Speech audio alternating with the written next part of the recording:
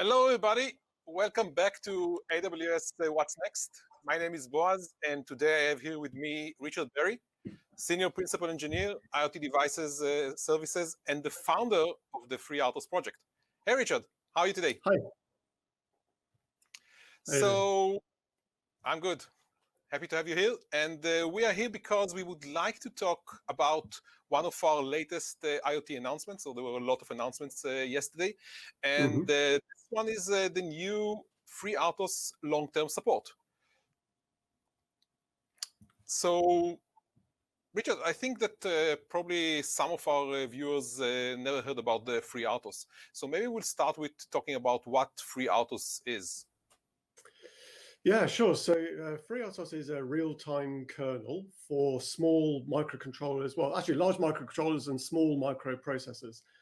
So it's effectively an operating system, so you can think of multi-threading.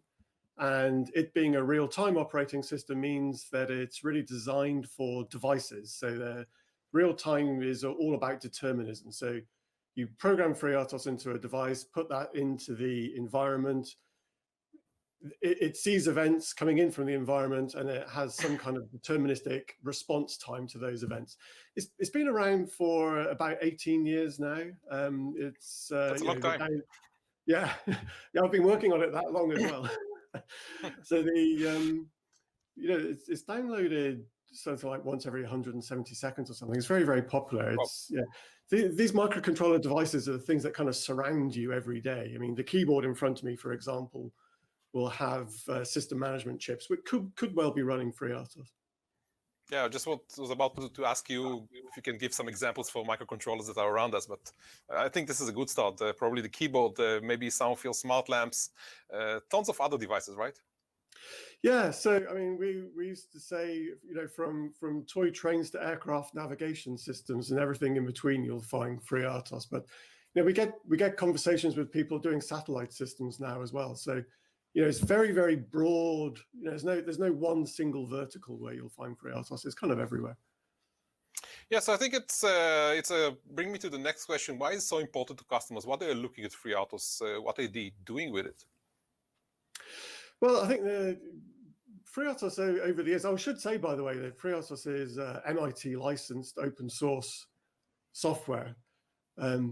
And it's because it's open source, it's very much driven by the user base, and over time, the hot topics of the day change over the couple of decades it's been around, and of course now the real hot topic is IoT.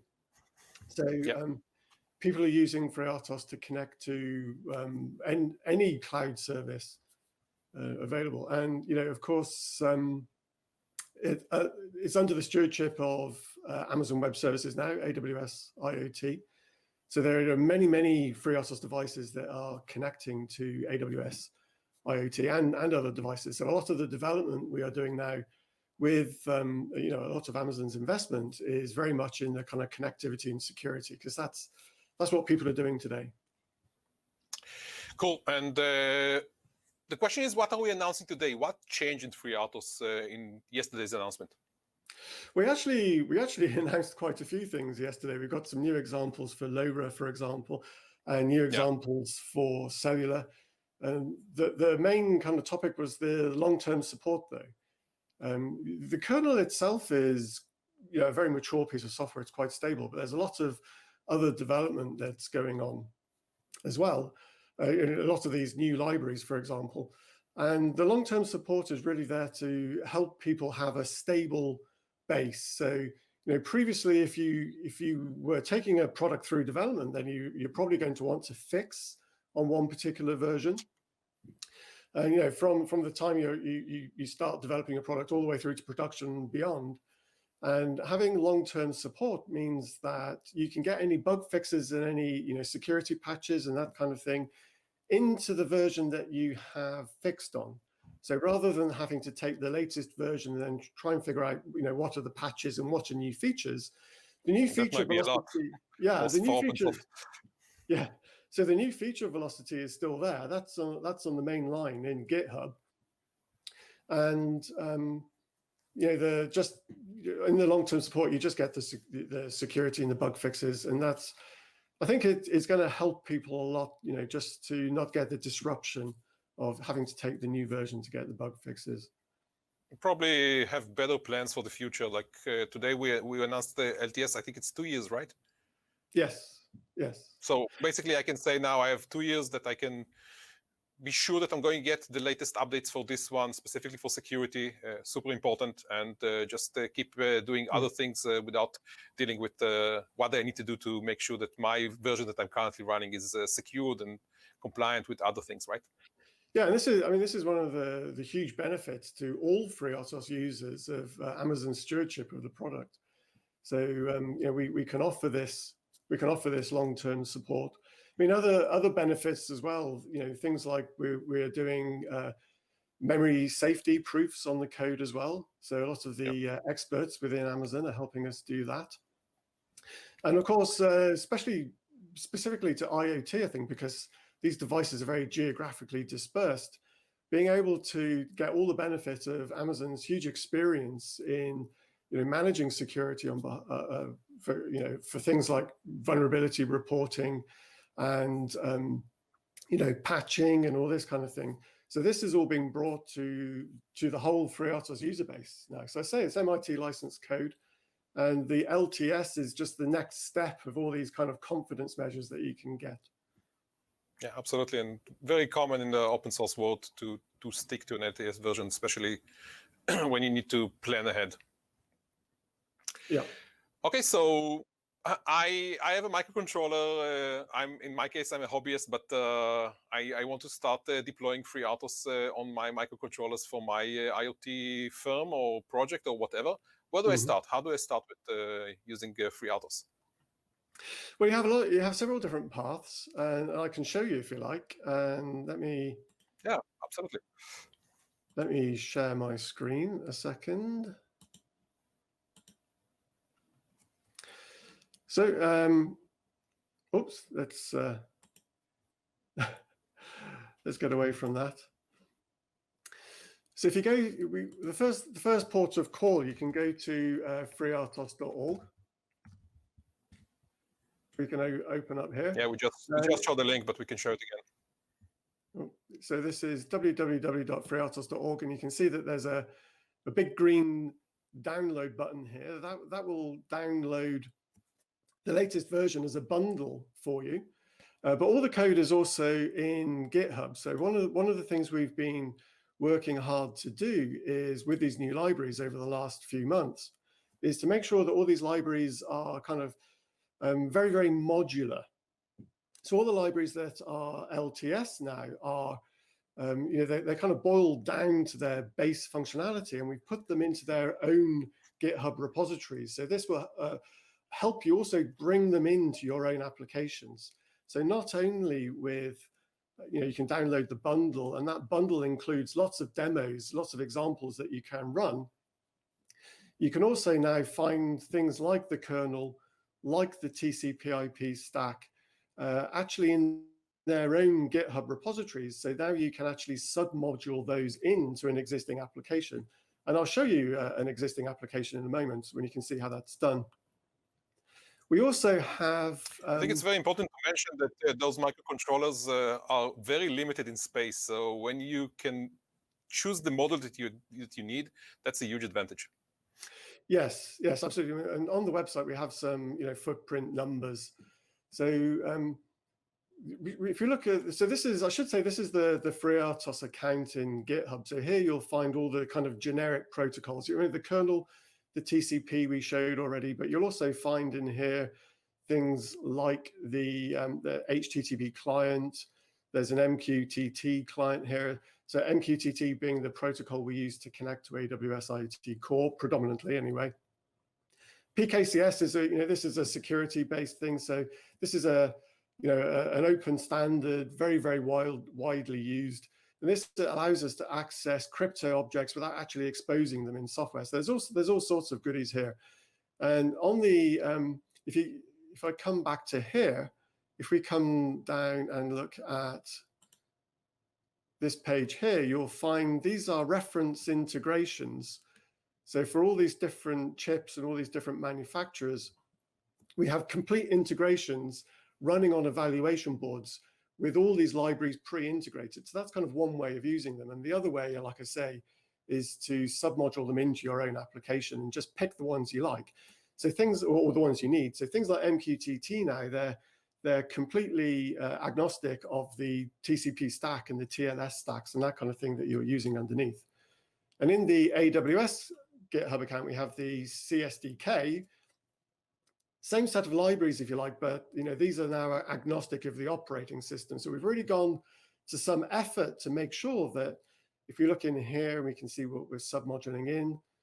The standard libraries, you see, these are being submoduled in from the FreeRTOS GitHub account. And if we go up one, we can see that there is also in the AWS GitHub account clients that are actually accessing AWS IoT services. So if you like, I can show you a project which is actually submoduling these libraries in. And this is actually, you may have noticed it in here, a labs project, which is demonstrating an MQTT agent. It's not actually released yet, but it's all fully functional here. And this project is, let me get into this right screen here. Now this is just a clone of the GitHub repo. And in here, there's a Visual Studio project. We will add other projects in there as well. And if I open up that project, what you'll find is a pre-configured example. This is actually submoduling in, I don't seem to be able to zoom in at the moment.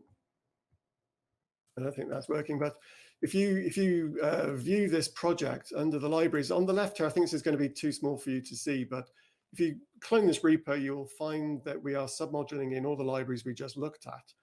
So, we can then update those submodule links to get the latest versions of code as and when we choose. And this example here is actually demonstrating connectivity. I've set it up at the moment just to connect to a local MQTT broker. And I can start that locally here. I'm using Mosquito. This is an open source MQTT broker, and I can run it locally on my machine. This is just MQTT starting up.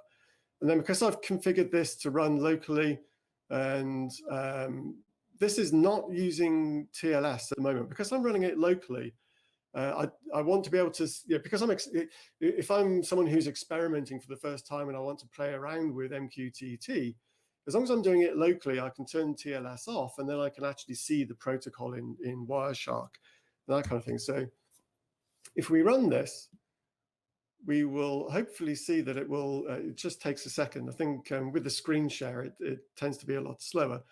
Here we can see that it's connecting to the broker. And if we look at this, this is the Mosquito client. You can see that the messages are going backwards and forwards. I have a very simple example here, which is just creating multiple threads. All those threads are sharing that MQTT connection, and then you can kind of pause this and step through the code, and evaluate, add your own code in there, etc., etc.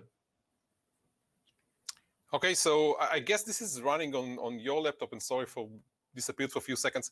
How easy it is to connect something like this to AWS if now I want to start using the cloud to get those messages? Okay, well, if you are connecting to the cloud or anything which is external, then we always, of course, strongly recommend that you're going to use TLS. If you're connecting to AWS IoT, you have no choice but to use TLS. Everything is makes your life easier. Yeah, everything is mutually authenticated and encrypted when we are talking to AWS IoT, hopefully for obvious reasons. So I can turn TLS on. I can then change the port number. Notice when I was running locally, I had to use an unusual port number. That's because the firewall gets upset. Your local machine, right? Yeah, and then I've got my real endpoint in here now. I'm also going to make a couple of TCPIP changes. I'm going to use a different network. I'm going to set that to use a different network adapter. Oh, we're still running the debug session. Let me stop that. Everything's very slow, I think, because of the screen share at the moment. And the other thing I'm going to do is use DHCP because I want to get a network address. Now, hopefully, I need to rebuild that now, of course. So hopefully that will now demonstrate live. It's always dangerous doing this live. A connection to my AWS IoT account. Now, whilst that's building, a couple of points to note. One is that I also have to have my credentials, of course, the keys. And in this demo, keys and certificates, in this demo config file underneath here, I'm not actually going to show it, obviously show my keys. You'll find that the keys are actually pasted in. Now, of course, that's a very, very simple way of being able to get up and running quickly. But you don't want to ever put your public keys in a real application like that. I mentioned before we had this PKCS 11 protocol. Actually, it's not a protocol, it's an API. That allows you to store your keys somewhere private, somewhere, if you have hardware, secure enclave or something like that, and then you can access those keys through the PKCS 11 API. So that's the first thing. The other thing is in this repository, you'll find there's a tools directory. And in there are some scripts, and you can just enter your thing name and that and where your demo config file is, and that will generate the cloud side for you. It will create a thing for you, create the certificates and the keys for you, and then it will do all that provisioning for you. So hopefully that makes it simple for you as well. Yeah, and all of this is part of the security needed to actually connect to AWS IoT and start sending the data. So those are the keys that you need to encrypt this data. Yeah. Yep. And we provide those scripts, so it's a faster start for you. Of course, now AWS obviously have ways of doing this for production. If you're doing one device at a time, you can use those scripts. But if you are wanting to have 1 million devices, then they have other options, obviously. So I'm going to run this. I'm going to risk doing this live, and we'll see. As if we did not prove that we are live until now. Yeah. Not sure what this bar down here is, but go on. So normally it's faster than this, but oh, there we go. So now we can see that it's connecting to AWS. And if I pause that, it normally pauses in this sleep thing. Well, I should say I'm using the Windows simulator, as we call it. It's really a FreeRTOS Windows port. But if we come up here now, we can see that firstly, I've got a DHCP address here. And then, sorry about having this bar, the screen's a bit corrupted here. So here we can see we're doing a DNS lookup on the endpoint, and we have created a TLS connection. And now I'm sending messages. In this demo, it subscribes to the same topics that I send to. So I'm sending a message here, and then I get the message bounced back. So we can see that we're doing this for real now to AWS IoT. And of course, I should say always that this is open source code. You don't, there's no tie-in to AWS IoT, but this is what we're demonstrating. Yeah, if you're not familiar with AWS IoT, so now if you're getting this information from your device to AWS IoT, you can do tons of things. You can take this data, store it, create all kinds of actions based on it, and basically build the backend of your application and analyze it, and tons of other things.